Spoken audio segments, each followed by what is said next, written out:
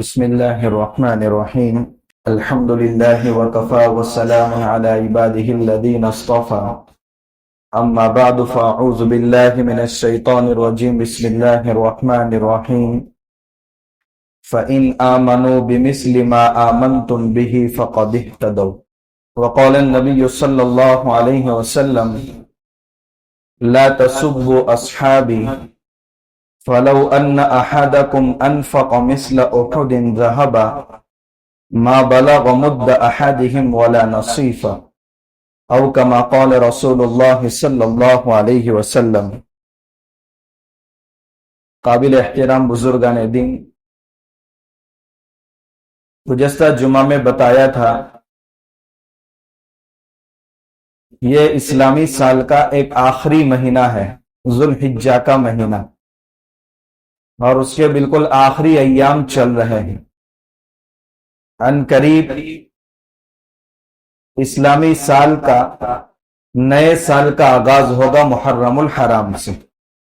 کل سنیچر کو جو 6 تاریخ ہے، چاند کا امکان کم ہے. اتوار کے دن چاند ہو جائے گا اور محرم الحرام کا آغاز ہو جائے گا. دیکھتے ہیں محرم الحرام کے نام پر اور حضرت حسین بن علی رضی اللہ تعالیٰ عنہ کی شہادت کے نام پر پورے ملک میں، پڑوسی ملک میں اور پوری دنیا میں کس انداز کے خرافات رونما ہوتے ہیں. ان کی شہادت کا جو اصل سبب ہے وہ اس امت کی نگاہوں سے اوجھل کر دیا جاتا ہے. اس لیے سب سے پہلے یہ سمجھنے کی ضرورت ہے کہ اسلامی تاریخ میں صرف ایک ہی شہید نہیں ہے، بلکہ شہداء کی تعداد بہت زیادہ ہے.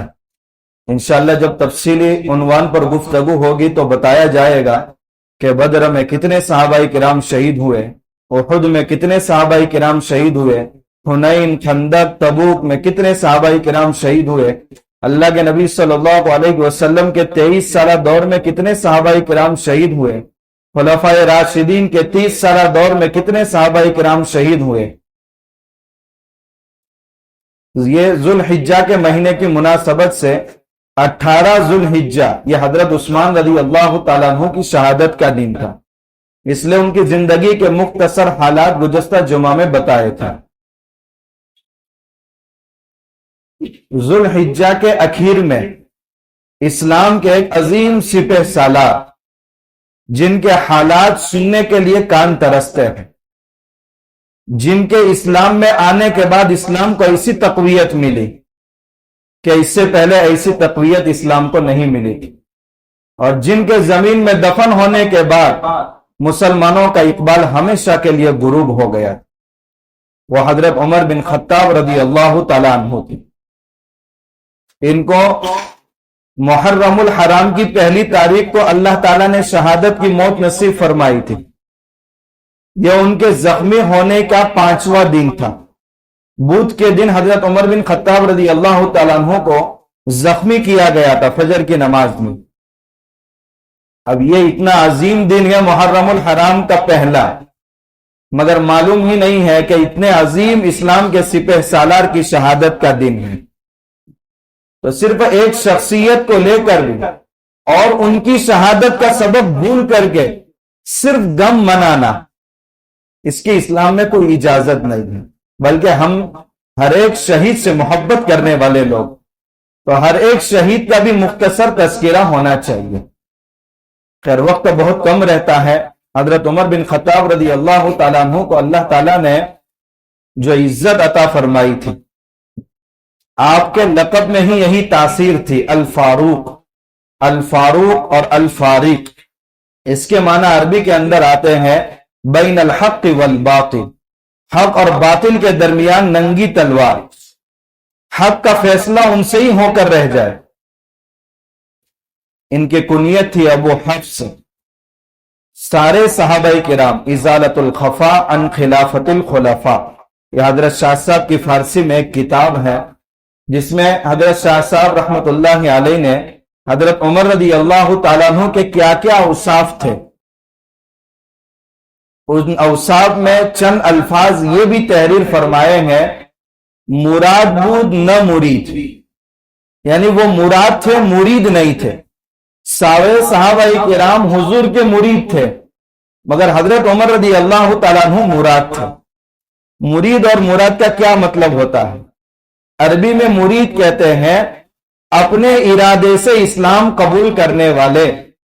سارے صحابہ کرام نے اپنے ارادے سے اسلام قبول کیے، لیکن حضرت عمر بن خطاب رضی اللہ تعالیٰ عنہ نے اپنے ارادے سے اسلام قبول نہیں کیا، بلکہ اللہ کے نبی صلی اللہ علیہ وسلم نے خود ان کو اللہ سے مانگا ہے.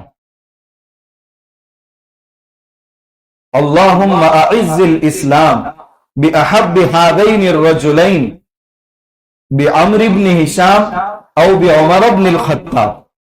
اے اللہ، ان دو لوگوں میں سے جو تجھے زیادہ پسند ہو ان کے ذریعے اسلام کو تقویت عطا فرما. تو حضرت عمر رضی اللہ تعالیٰ عنہ کی شخصیت وہ ہے جن کو اللہ کے نبی صلی اللہ علیہ وسلم نے خدا سے مانگا تھا، اور چونکہ اسی نسب کا ان میں بھی اثر تھا، اللہ کے نبی صلی اللہ علیہ وسلم کی 90 پشت میں جا کر حضرت عمر بن خطاب رضی اللہ تعالیٰ عنہ کا سلسلہ نسب مل جاتا. آپ صلی اللہ علیہ وسلم کے داداؤں میں 90 پشت میں ایک دادا ہے جن کا نام ہے کعب. محمد بن عبداللہ بن عبد المطلب بن ہاشم بن عبد مناف بن قصی بن کلاب بن مرہ بن کعب. اللہ کے نبی صلی اللہ علیہ وسلم کا نام شمار کریں گے تو 90 نمبر پر ہے، اور آپ کے والد کے نام کے سے شمار کرنا شروع کریں گے تو 8ویں نمبر پر ہے.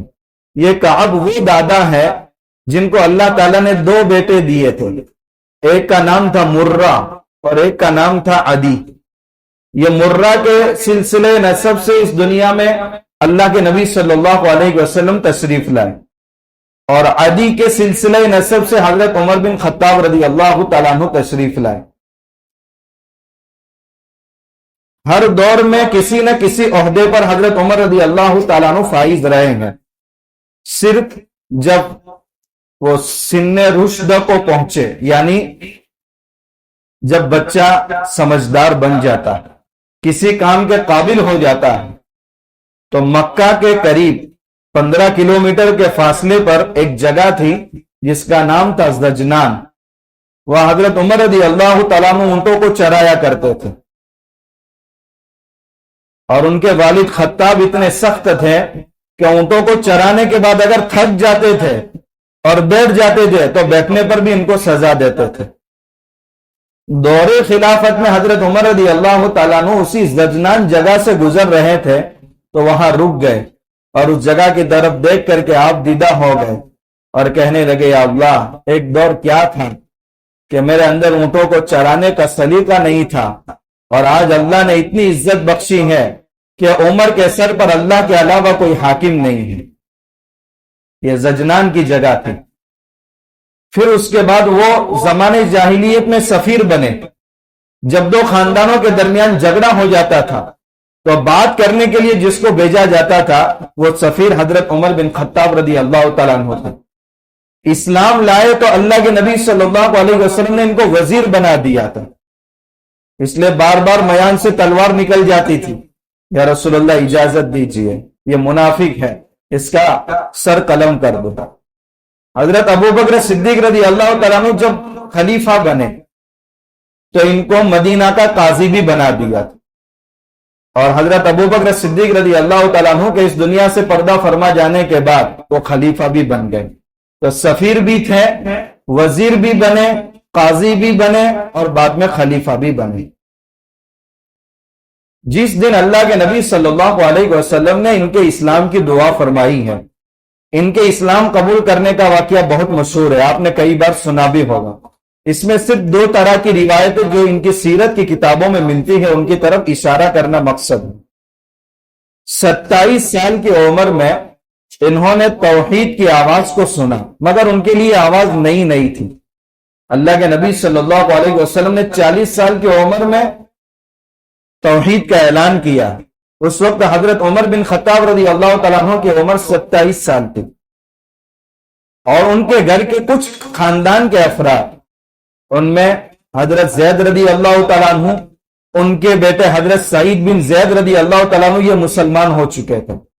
اور سعید بن زید رضی اللہ تعالیٰ عنہ سے نکاح حضرت عمر بن خطاب رضی اللہ تعالیٰ عنہ کی بہن حضرت فاطمہ کا ہوا تھا۔ یہ گھر کے افراد جب آہستہ آہستہ مسلمان ہونے لگے تو حضرت عمر رضی اللہ تعالیٰ عنہ کے دل میں نفرت بڑھنے لگی اور سب کو کہنے لگے کہ تم بددین ہوتے جا رہے ہیں۔ جتنا غصہ کسی پر کرنے کا موقع ملتا تھا اتنا کر گزرتے تھے، حتیٰ کہ اپنی باندھی کو مار کر کے تھک جاتے تھے تو کہتے تھے تھکن دور کر لو، اس کے بعد پھر مارنا شروع کرو۔ ایک دن یہ سوچا کہ یہ افراد تو دن بدن بڑھتے جا رہے ہیں، ایک ایک فرد کو اسلام سے روکنا مشکل ہو رہا ہے، لاؤ اسلام کی جڑ کو ہی ختم کر لیں۔ تو اس ارادے سے وہ چلے۔ دوسری روایت یہ ہے کہ ایک مرتبہ ابو جہل نے اپنی میٹنگ کے دوران یہ کہا کہ محمد رسول اللہ صلی اللہ علیہ وسلم کا معاملہ دن بدن بڑھتا جا رہا ہے، اس لیے تم میں سے کون ایسا شخص ہے جو جڑ سے اس کو ختم کر لے۔ ظاہر سی بات ہے یہاں ابھارنا مقصد تھا۔ تو حضرت عمر رضی اللہ تعالیٰ عنہ کھڑے ہوئے اور ابو جہل نے ان کو بھی کہا کہ یہ کام آپ ہی کر سکتے ہیں۔ خیر تلوار لے کر کے گھر سے نکلے ہیں، راستے میں نعیم ابن عبداللہ رضی اللہ تعالیٰ عنہ سے ملاقات ہوئی، چہرے کے نشان سے بھانپ لیا اور کہا کا ارادہ ہے؟ کہا بس اسلام کے مرکز کو ہی ختم کرنے کے لیے جا رہا۔ تو کہا اس کا تو بعد میں خبر لیجئے، پہلے اپنے خاندان کی خبر لیجئے۔ سیدھے اپنے بہن کے گھر گئے اور دروازے پر دستک دی۔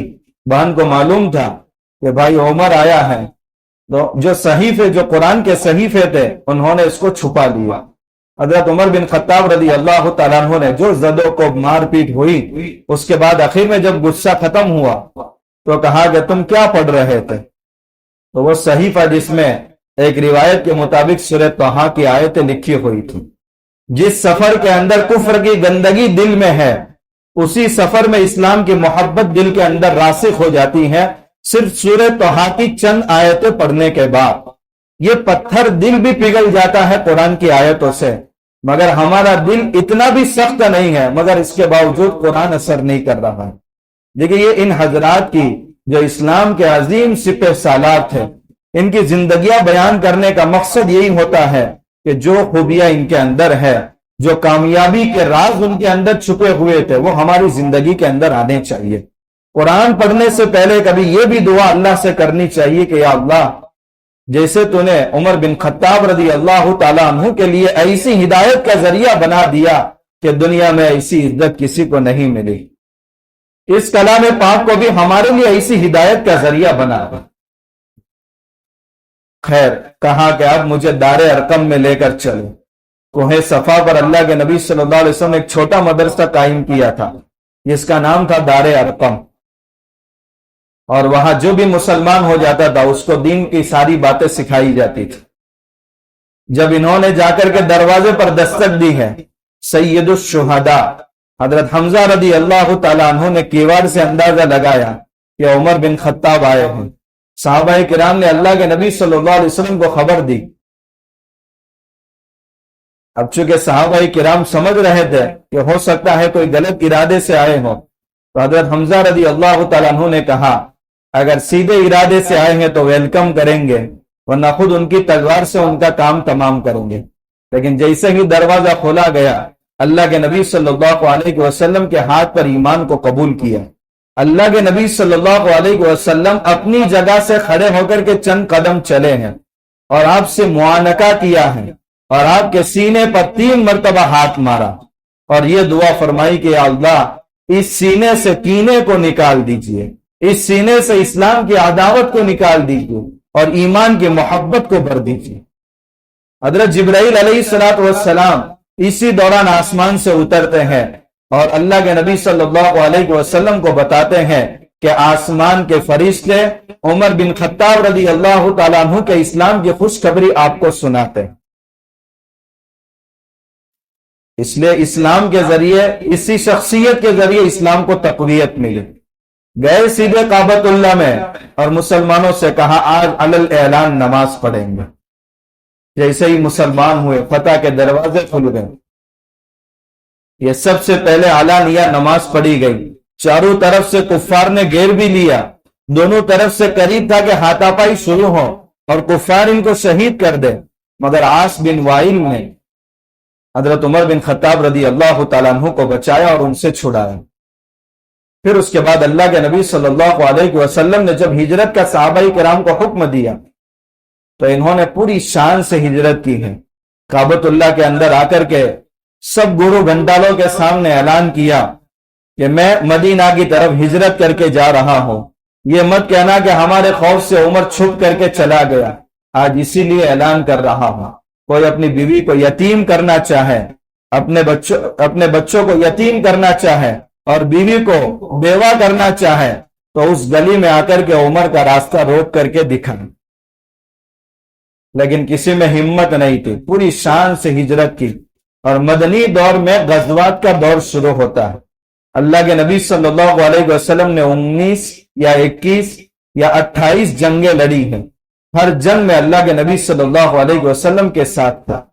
غزوہ بدر میں خود اپنے ماموں کو جو حضور کا مخالف تھا اپنے ہاتھ سے اس کو قتل کیا۔ غزوہ خندق کے موقع پر اللہ کے نبی صلی اللہ علیہ وسلم نے اس حصے میں ان کو محافظ کے طور پر تعینات کیا تھا، بعد میں چل کر اسی جگہ پر ان کے نام سے مسجد عمر بنا دی گئی۔ غزوہ تبوک میں ریس لگا، کون مال زیادہ پیش کرتا ہے۔ حضرت عمر رضی اللہ تعالیٰ عنہ نے کہا آج تو میرے پاس مال زیادہ ہے، ابو بکر سے میں آگے بڑھ جاؤں گا، لیکن حضرت ابو بکر صدیق رضی اللہ تعالیٰ عنہ اپنے پاس جو کچھ تھا وہ سب لے آئے۔ اللہ کے وہاں تو جذبات کی قدر ہے۔ حضرت عمر رضی اللہ تعالیٰ عنہ پوری زندگی حضرت ابو بکر صدیق رضی اللہ تعالیٰ عنہ سے فرماتے رہے غار میں ایک رات جو آپ کی گزری ہے حضور کے ساتھ اس کا ثواب مجھے دے دیجئے، پوری زندگی کی نیکیاں دینے کو تیار ہوں۔ ظاہر سی بات ہے وہ رات ایسی رات تھی کہ جس کی وجہ سے حضرت ابو بکر صدیق رضی اللہ تعالیٰ عنہ کی صحابیت کا تذکرہ قرآن میں آیا ہے۔ اذ یقول لصاحبہ، یاد کرو اس وقت کو جب کفار سارے کے سارے اس وقت اس تک پہنچ چکے تھے۔ حضرت ابو بکر صدیق رضی اللہ تعالیٰ عنہ کو خطرہ تھا کہ کہیں حضور کی جان کو نقصان نہ پہنچائے، تو آپ غمگین تھے، تو اللہ کے نبی صلی اللہ علیہ وسلم پر آیت اتر رہی اور آپ تسلی دے رہے لا تحزن، آپ گھبرائیے نہیں، ان اللہ معنا، اللہ ہمارے ساتھ ہے۔ حضور اپنے صحابی سے کہہ رہے تھے، یہ قرآن کی صاف آیت ہے، اس لیے حضرت ابو بکر صدیق رضی اللہ تعالیٰ عنہ کی صحابیت کا اگر کوئی انکار کرتا ہے تو وہ قرآن کی آیت کا انکار کرتا ہے اور سیدھا دائرہ ایمان سے نکل جاتا ہے۔ تو یہ کتنی عظیم رات تھی کہ اللہ نے اپنی معیت کا تذکرہ اللہ کے نبی صلی اللہ علیہ وسلم کے ساتھ بھی کیا اور حضرت ابو بکر صدیق رضی اللہ تعالیٰ عنہ کے ساتھ بھی کیا، اور اسی کے ساتھ قیامت تک، بلکہ قیامت کے بعد تک یہ تذکرہ باقی رہے گا۔ کہ سارے غزوات میں اللہ کے نبی صلی اللہ علیہ وسلم سے شرکت فرمائی۔ اللہ کے نبی صلی اللہ علیہ وسلم نے حضرت ابو بکر کو فرمایا تھا کہ اس سرزمین پر عمر سے زیادہ بہتر شخص پر سورج طلوع نہیں ہوا، اور اسی سے استدلال کرتے ہوئے اپنے بعد حضرت ابو بکر صدیق رضی اللہ تعالیٰ عنہ نے جو خلافت نامہ تیار کیا تھا ان میں خلیفہ حضرت ابو بکر صدیق رضی اللہ تعالیٰ عنہ نے حضرت عمر کا نام پیش کیا تھا اور اپنے غلام سے کہا تھا کہ جا کر مجمع میں اعلان کرو، اور اس کے بعد خود مجمع میں آ کر کے انہوں نے اعلان کیا، کہا میں نے اپنے کسی گھر کے فرد کو اپنے بعد خلیفہ نہیں بنایا، میں نے اس سرزمین پر سب سے بہترین شخص کو آپ پر خلیفہ بنایا ہے۔ اگر اللہ تعالیٰ کل قیامت کے دن مجھ سے پوچھے گا تو میں کہوں گا کہ اپنے بعد سب سے بہترین شخص کو خلیفہ بنا کر کے آیا ہو، اور یہ آپ کی عدالت میں پیش کرنے کے لیے میرے پاس یہی عمل تھا۔ حضرت عمر بن خطاب رضی اللہ تعالیٰ عنہ جب حضرت ابو بکر صدیق رضی اللہ تعالیٰ عنہ اس دنیا سے پردہ فرما گئے اور منصب خلافت پر فائز ہوئے تو سارے صحابہ کرام گھر میں بیٹھ گئے، کوئی بھی نکلتا نہیں تھا، کیونکہ بیائی نہیں گئی حضرت موسیٰ علیہ السلام کا جلال حضرت عمر بن خطاب رضی اللہ تعالیٰ عنہ کے اندر جھلکتا تھا۔ ایک مرتبہ خلیفہ بننے کے بعد آپ نے تمام صحابہ کرام کو جمع کیا اور جمع کرنے کے بعد فرمایا کہ شاید میرے غصے کی وجہ سے آپ لوگوں نے باہر نکلنا، راستوں میں بیٹھنا چھوڑ دیا گیا۔ میرا غصہ اس وقت تک تھا جب تک تم اللہ کے نبی صلی اللہ علیہ وسلم اور حضرت ابوبکر صدیق رضی اللہ تعالیٰ عنہ کی نرمی سے فائدہ اٹھاتے تھے، تو ان کی نرمی اور میری سختی اعتدال قائم کرتی تھی، مگر اب میرے دونوں ساتھی اس دنیا سے پردہ فرما گئے ہیں تو میرا غصہ صرف بدکاروں، ظالموں، فاسقوں اور منافقوں کے خلاف ہوگا، باقی آپ کے خلاف کچھ بھی میں غصے کی حالت میں کارروائی نہیں کروں گا۔ اس لیے غصے کی حالت میں جب کوئی قرآن کی آیت ان کے سامنے پڑھ دیتا تھا فوراً رک جاتے تھے۔ ایک مرتبہ منبر پر کھڑے ہو کر کے اعلان کیا، مسلمانوں میں ایک رواج جڑ پکڑ رہا ہے کہ عورت کا مہر حد سے زیادہ متعین کر رہے ہیں۔ آج میں مہر کی مقدار متعین کر لیتا ہوں، اس سے زیادہ کوئی اپنی بیوی کا مہر نہ باندھے۔ ایک بوڑھی عورت کھڑی ہو گئی اور کہا کہ اللہ تعالیٰ سورہ نیسا میں فرماتے ہیں اگر تم نے مہر کے طور پر بیوی کو سونے کا ڈھیر بھی دے رکھا ہو اور اپنے قصور کی وجہ سے اس کو طلاق دے رہے ہو تو وہ سونے کا ڈھیر بھی واپس مت لو۔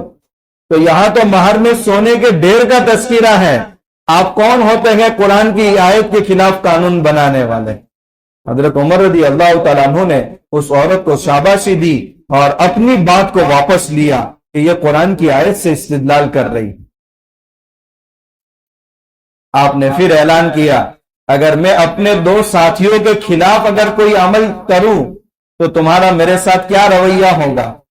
سب پر خاموشی تھی، مگر ایک نوجوان کھڑا ہوا اور میان سے تلوار نکال کر کہا فعلنا ہاکذا، ہم آپ کے ساتھ بھی ایسا ہی کریں گے، اگر آپ اپنے دونوں ساتھیوں سے ہٹیں گے تو ہم آپ کے ساتھ ایسا ہی کریں گے۔ حضرت عمر رضی اللہ تعالیٰ عنہ بڑے خوش ہوئے کہ میری امت میں ایسے بھی لوگ ہیں جو عمر کو عیبوں کا ہدیہ دیتے ہیں، اس لیے فرمایا تھا کہ مجھے سب سے زیادہ پسندیدہ وہی انسان ہے جو مجھے عیبوں کا ہدیہ دے رہا ہے۔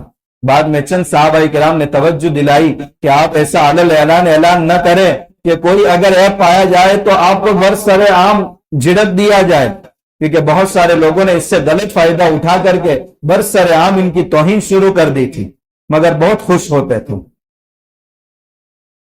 پھر جب دور خلافت میں اپنے منصب پر فائز ہو گئے، سب سے بنیادی چیز ان کے اندر تھی تواضع۔ منبر پر کبھی بھی تشریف لاتے تھے، 3 زینے بنے ہوئے تھے، پہلے زینے پر اللہ کے نبی صلی اللہ علیہ وسلم تشریف رکھتے تھے، دوسرے زینے پر حضرت ابوبکر صدیق رضی اللہ تعالیٰ عنہ تشریف رکھتے تھے اور تیسرے زینے پر خود بیٹھتے تھے۔ صحابہ کرام نے کہا کہ اب 2 ساتھی رہے نہیں، آپ اوپر تشریف رکھے۔ کہا میرے لیے سب سے بڑی بات یہی ہے کہ حضرت ابوبکر صدیق رضی اللہ تعالیٰ عنہ کے قدموں میں جگہ مل جائے۔ آپ کبھی موت تک اوپر کے حصے میں نہیں بیٹھے، کیونکہ وہی منبر ان کو حاصل ہوا تھا جو اللہ کے نبی صلی اللہ علیہ وسلم جس پر تشریف رکھ کر کے آپ خطبہ دیا کرتے تھے۔ آپ کی تواضع کا یہ عالم تھا کہ بہت سارے صحابہ کرام مسجد نبوی میں بیٹھ کر مشورہ کرنے پر مجبور ہوئے۔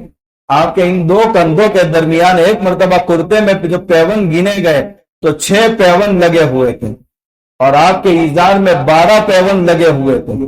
50 صحابہ کرام اس وقت مسجد نبوی میں جمع ہوئے اور یہ مشورہ کیا کہ یہ امیر المؤمنین جن کی حکومت مشرق اور مغرب میں ہے، قیصر و کسریٰ کے تاج ان کے قدموں میں پڑے ہوئے ہیں اور ان کے کرتے کا یہ حال ہے اور ان کے پاس کھانا ایسا ہے کہ مہمانوں کے گلے سے نیچے نہیں اترتا اور یہ اپنی سادگی چھوڑنے کو تیار نہیں ہے، ہم جا کر ان کو مشورہ دیں کہ جب بڑے بڑے بادشاہ آپ کے پاس آتے ہیں تو آپ ایسا باروب کرتا پہن لیجئے جس کی وجہ سے لوگوں پر اثر پڑے، مگر بلی کے گلے میں گھنٹی باندھے کون؟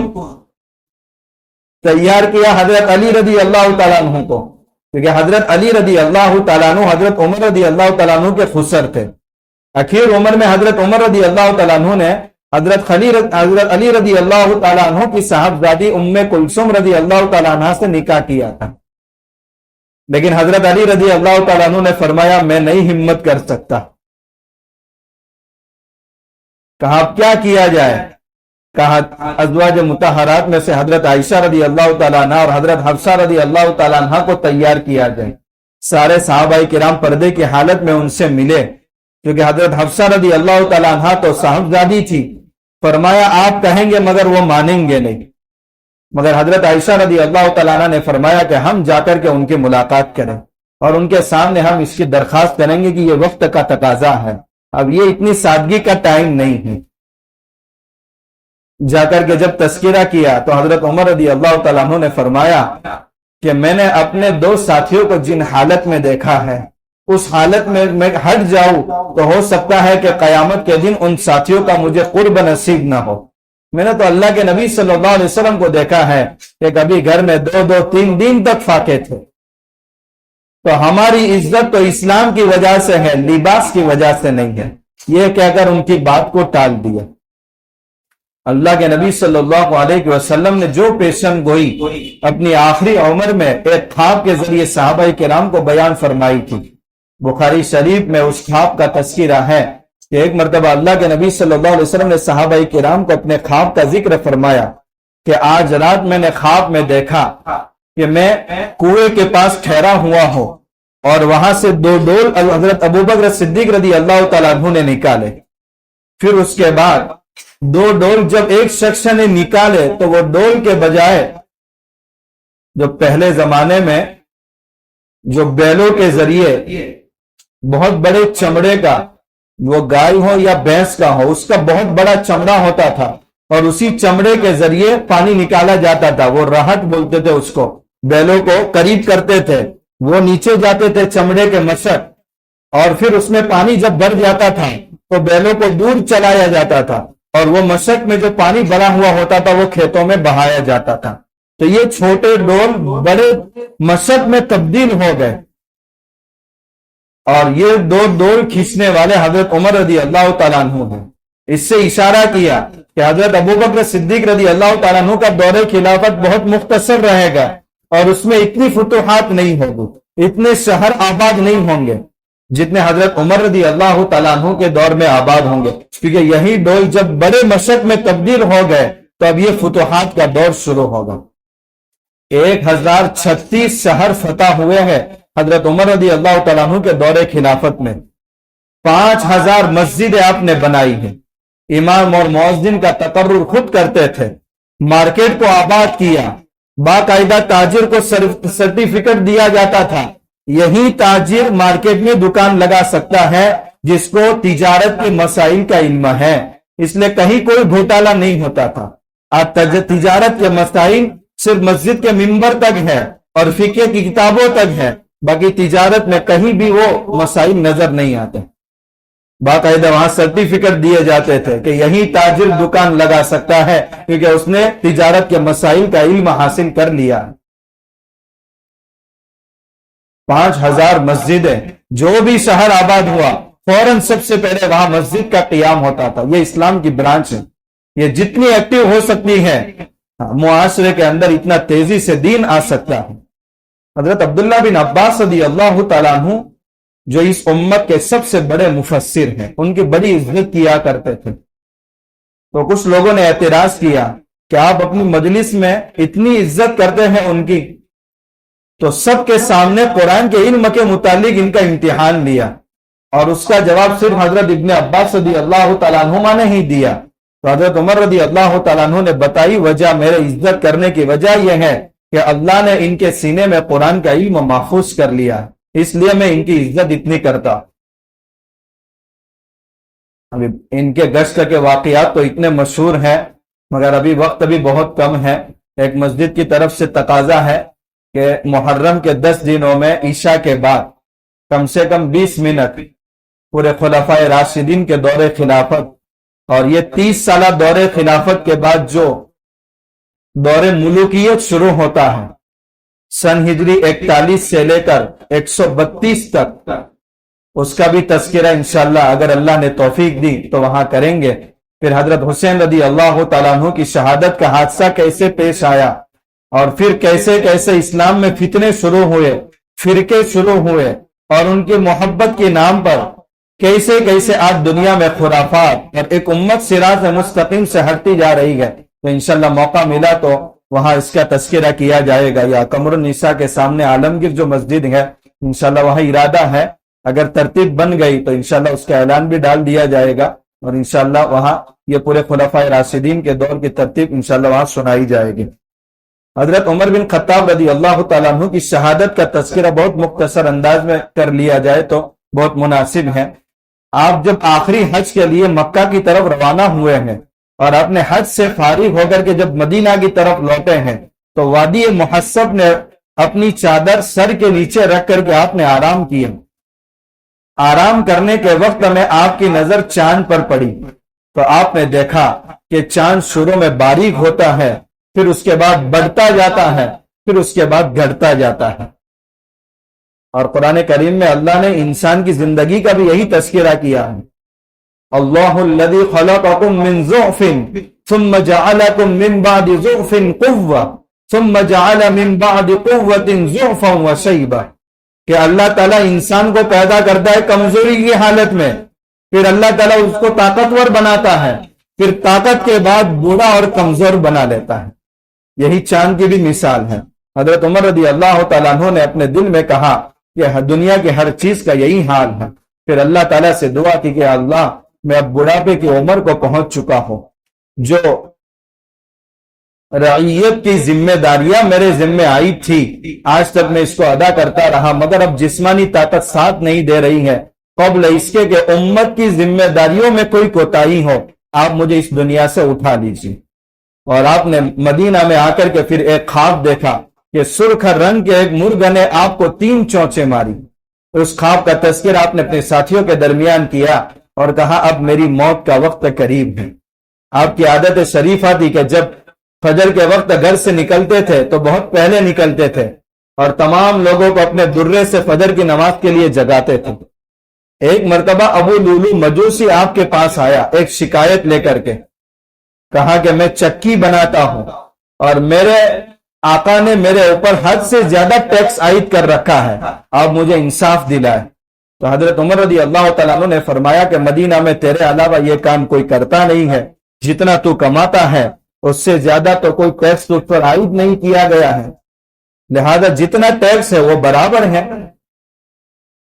اب اس کی وجہ سے حضرت عمر رضی اللہ تعالیٰ عنہ سے دشمنی ہو گئی، لیکن حضرت عمر رضی اللہ تعالیٰ عنہ نے اس سے کہا جب تم چکی بناتے ہو تو ایک چکی میرے لیے بھی بنا دینا۔ اس نے غصے کی حالت میں یہ کہا کہ میں تمہارے لیے چکی ضرور بناؤں گا، مگر ایسی چکی بناؤں گا کہ جس کی شہرت پوری دنیا کے اندر ہوگی۔ حضرت عمر رضی اللہ تعالیٰ عنہ نے سارے ساتھیوں سے کہا یہ مجھے قتل کی دھمکی دے رہا ہے۔ تو کچھ صحابہ نے کہا امیر المومنین اجازت دیجیے، آپ اس کا وقت آ چکا ہے۔ تو حضرت نے فرمایا جرم سے پہلے سزا کیسے دے سکتے ہیں، ابھی جرم تو ثابت ہی نہیں ہوا۔ خیر فجر کی نماز میں ایک مرتبہ محراب میں وہ چھپ گیا اور حضرت عمر رضی اللہ تعالیٰ عنہ نے اقامت کہنے کے بعد جب آپ نے تکبیر تحریمہ کہی ہے بس سورہ فاتحہ شروع کرنی تھی کہ اس نے پیٹ پر 3 خنجر زہر آلود ایسے مارے کہ آپ اسی جگہ پر گر گئے اور بہت خون بہا۔ حضرت عبد الرحمن بن عوف رضی اللہ تعالیٰ عنہ آگے بڑھے اور آپ نے بہت نماز مختصر کی، حالانکہ امیر المؤمنین پر یہ حادثہ پیش آیا ہے مگر نماز اطمینان کے ساتھ ہو رہی ہے۔ اس نے بھاگنے کی کوشش کی مگر صحابہ کرام کی صفیں ہماری صفوں کے جیسی نہیں تھی، وہ تو ایک آہنی دیوار کی طرح صفیں بنتی تھی، اس کے لیے بھاگنا مشکل ہو گیا۔ جہاں سے اس کو نکلنا تھا اس نے 13 صحابہ کرام کو زخمی کیا، جن میں سے 7 صحابہ کرام اس زخم سے اٹھ نہ پائے اور اسی زخم میں شہید ہو گئے، اور اتنے میں نماز پوری ہو گئی اور وہ صفوں کے بیچ میں رک گیا۔ اور چونکہ ہماری طرح فجر میں 3-4 صفیں نہیں ہوتی تھی، وہاں تو خلافت کا دور تھا، وہاں تو مسجد بری رہتی تھی۔ کاش اللہ کرے یہ امور اور اس طرح کا ماحول صبح کی نمازوں میں بھی زندہ ہو جائے۔ یہ زندگی کا حاصل یہی ہے، یا ان کی زندگی کے کارنامے سنانے کا مقصد یہی ہے، یا نہیں ہے کہ ہم کان کی لذت لے کر کے یہاں سے چلے جائیں، بلکہ اسلام کا ایک نیا سال شروع ہو رہا ہے۔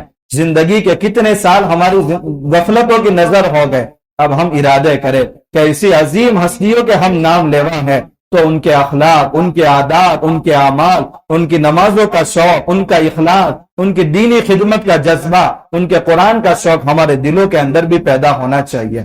خیر جب یہ زخم بہت کاری لگ گیا تھا، آپ کو اٹھا کر صحابہ کرام گھر پر لے گئے، اسی خون بہتے ہوئے حالت میں جو معذور شخص کی نماز ہوتی ہے، فجر کی نماز آپ نے پوری کی، اور ہوش آنے کے بعد آپ نے فرمایا کہ میرا قاتل کون ہے؟ حضرت ابن عباس رضی اللہ تعالیٰ عنہ نے فرمایا کہ آپ کا قاتل ابو لولو مجوسی ہیں. آپ نے نعرے تکبیر بلند کیا کہ اللہ نے ایک کافر کے ہاتھوں مجھے شہادت نصیب فرمائی. پھر آپ نے اپنے بیٹے عبداللہ بن عمر کو بھیجا کہ میرے دو ساتھی جہاں دفن ہے وہاں جگہ خالی ہے. حضرت عائشہ رضی اللہ تعالیٰ عنہ سے آپ درخواست کرو اور یہ مت کہنا کہ امیر المؤمنین کہہ رہے ہیں بلکہ کہنا کہ عمر بن خطاب فرما رہے ہیں. جا کر کے اجازت لی. حضرت عائشہ رضی اللہ تعالیٰ عنہ نے اجازت دے دی. کہا میری یہ جگہ میں نے اپنے لیے ریزرو کر رکھی تھی کیونکہ ایک میرے شوہر ہے اور ایک میرے والد ہے, نہ محرم کا کوئی سوال نہیں ہے, مگر میں آج امیر المؤمنین کو اپنی ذات پر ترجیح دیتی ہوں. حضرت عمر بن خطاب رضی اللہ تعالیٰ عنہ کو جب یہ خوشخبری دی تو اللہ کا شکر ادا کیا کہ اللہ نے میری آخری تمنا کو بھی پورا فرما دیا کہ زندگی گزری تو ان دو ساتھیوں کے ساتھ, سوئے تو ان دو ساتھیوں کے ساتھ, اور اٹھیں گے تو انہی دو ساتھیوں کے ساتھ. اور یہ اشارہ تھا جو قبر ان کو ملی ہے.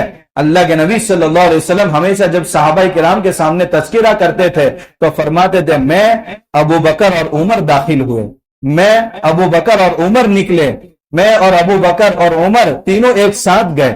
ہمیشہ اپنے دو ساتھیوں کا تذکرہ کرتے تھے اور عشاء کے بعد کبھی مشورہ کرنا ہوتا تھا تو اپنے ان دو ساتھیوں سے مشورہ آپ صلی اللہ علیہ وسلم کیا کرتے تھے.